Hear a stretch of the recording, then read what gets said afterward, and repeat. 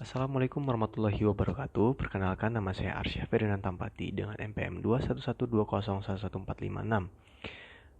Mata kuliah Hukum Perikatan dengan dosen pengampu Ibu Siti Nurhasanah. Kali ini saya akan menjelaskan materi tentang overmah. Overmah atau keadaan memaksa, yaitu dapat diartikan suatu keadaan di mana debitur tidak dapat melakukan prestasinya kepada kreditur setelah dibuatnya persetujuan, yang menghalangi debitur untuk memenuhi prestasinya, di mana debitur tidak dapat dipersilakan dan tidak harus menanggung resiko, serta tidak dapat menduga pada waktu persetujuan dibuat yang disebabkan adanya kejadian yang berbeda di luar kuasanya, seperti gempa bumi, banjir, atau kecelakaan. Dalam overmah ini terdapat pembagian. Yang pertama adalah overmah yang mutlak, yaitu apabila prestasi sama sekali tidak dapat dilakukan oleh siapapun juga. Contoh, seseorang menjual seekor kuda, tetapi saat menyerahkan kepada pembeli, kuda tersebut tersambar petir hingga mati. Karena hal ini, maka penjual tidak dapat memenuhi prestasinya.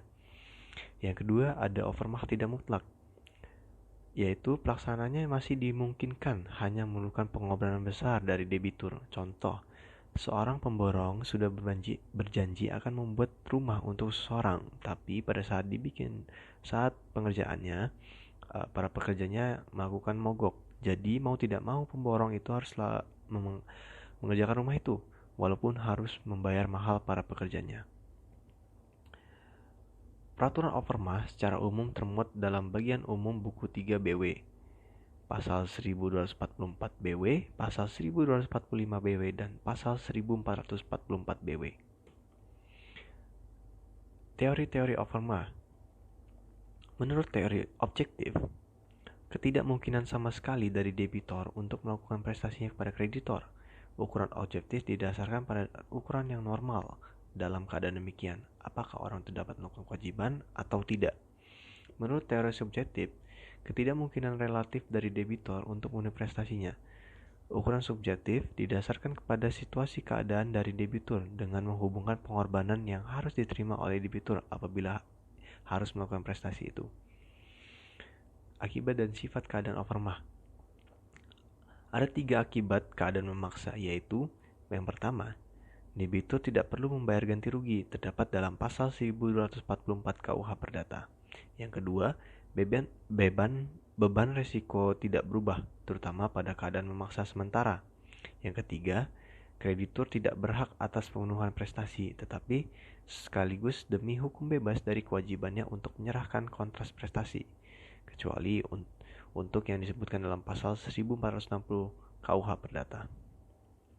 Sifat keadaan overmah. Terdapat 2 sifat keadaan overmah. Yang pertama adalah overmah yang tetap. Adalah overmah yang mengakibatkan suatu perjanjian terus-menerus atau selamanya tidak mungkin dilaksanakan. Misalnya, barang yang akan diserahkan di luar kesalahan debitur terbakar musnah. Yang kedua, ada overmah yang sementara. Adalah overmah yang mengakibatkan pelaksanaan suatu perjanjian ditunda daripada waktu yang ditentukan semula dalam perjanjian. Misalnya, larangan untuk mengirimkan barang dicabut atau barangnya yang hilang diketemukan kembali. Pembuktian adanya overmah. Yang pertama, pembuktian adanya overmah dalam BW disebutkan dengan jelas pada pasal 1244 dan 1444.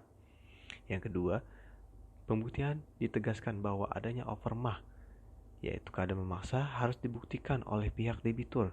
Sedangkan siapa yang menuntut penggantian kerugian yang disebabkan suatu perbuatan melanggar hukum harus membuktikan kesalahan pihak yang dianut.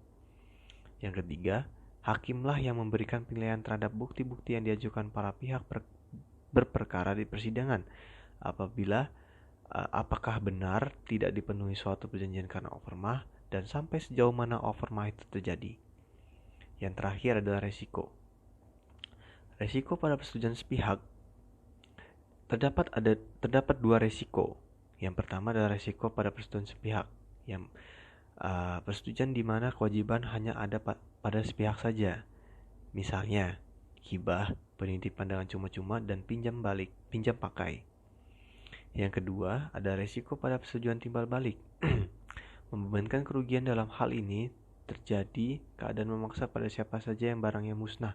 Contoh, Jika A harus menyerahkan kuda kepada B dan B menyerahkan sapinya kepada A. Jika kuda A mati disambar petir, maka B tetap menguasai sapinya. Demikian penjelasan presentasi dari materi Overmach ini. Terima kasih atas perhatiannya. Saya meminta maaf jika terdapat penuturan kata yang kurang tepat atau kesalahan saya. Itu murni dari saya. Hanya kepada Allah saya mohon ampun. Wassalamualaikum warahmatullahi wabarakatuh.